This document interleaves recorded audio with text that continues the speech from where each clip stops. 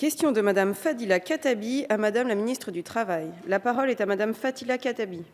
Merci bien, Madame la Présidente. Monsieur le ministre, après avoir fait l'objet d'une première phase expérimentale, les emplois francs ont été généralisés depuis le 1er janvier 2020 sur l'ensemble du territoire national, et ce dans tous les quartiers qui relèvent de la politique de la ville. Permettez-moi d'abord de souligner que ce dispositif constitue avant tout une mesure en faveur de l'égalité des chances qui va permettre à de nombreux jeunes encore trop souvent discriminés, y compris d'ailleurs les diplômés, de pouvoir enfin s'insérer professionnellement et donc d'avoir une véritable perspective d'avenir. Aussi, je me réjouis de voir que demain, les quartiers en QPV de la métropole dijonnaise vont pouvoir bénéficier de ce dispositif. Cette mesure est aussi une mesure en faveur de la justice sociale, avec comme fer de lance le développement de l'emploi dans tous nos territoires, avec comme principe de base celui du gagnant-gagnant, à la fois pour le demandeur d'emploi comme pour l'entreprise qui embauche. Il y a en effet des talents dans les territoires qui ne demandent qu'à s'exprimer et qui répondent, qui plus est, aux besoins des entreprises. Ainsi, l'État a dégagé des moyens considérables au travers de ces 2 derniers budgets. L'aide financière destinée à l'embauche en CDI d'un salarié en QPV s'élève à 5 000 € par an sur 3 ans et à 2 500 € par an sur 2 ans pour un CDD.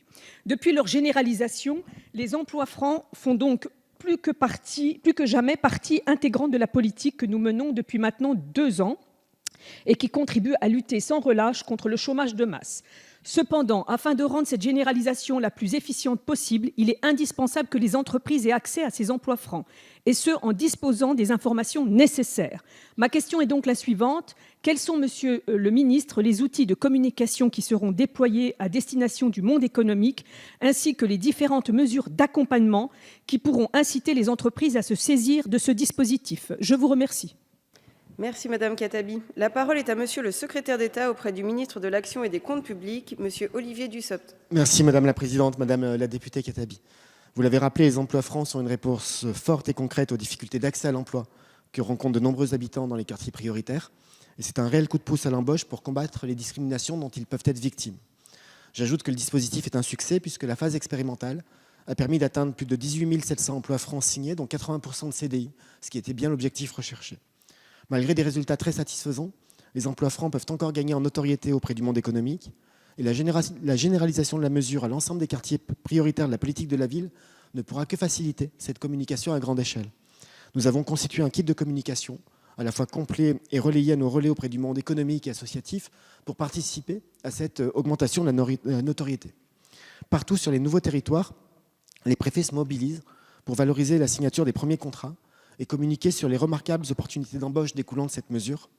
Toutes ces belles histoires, si vous me permettez cette expression, sont reprises par la presse locale et régionale et incitent employeurs et bénéficiaires à recourir au dispositif d'emploi franc.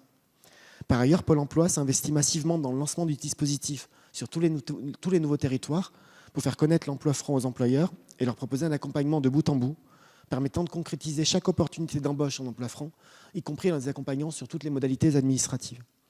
Enfin, les missions locales constituent un nouveau relais pour faire connaître la mesure, puisque depuis le 1er janvier 2020, les jeunes issus des quartiers de politique de la ville, suivis dans ces structures, sont éligibles à l'emploi franc sans condition d'inscription à Pôle emploi, ce qui élargit évidemment le spectre du public pouvant être atteint. Nous sommes donc confiants quant à la notoriété grandissante du dispositif, aux simplifications que nous mettons en œuvre pour son accès. Il connaît une montée en puissance très encourageante depuis plusieurs mois. Et je conclurai en disant que nous partageons à la fois votre enthousiasme sur le dispositif, mais nous vous adressons aussi à l'occasion de cette question des remerciements, puisque vous êtes avec plusieurs de vos collègues à l'origine de cette mesure et il faut savoir à la fois le reconnaître, mais surtout vous en remercier pour les bénéficiaires. Merci Monsieur le Ministre. Madame Khattabi, je vous en prie. Merci, Monsieur le ministre, pour ces réponses bien concrètes et réjouissantes.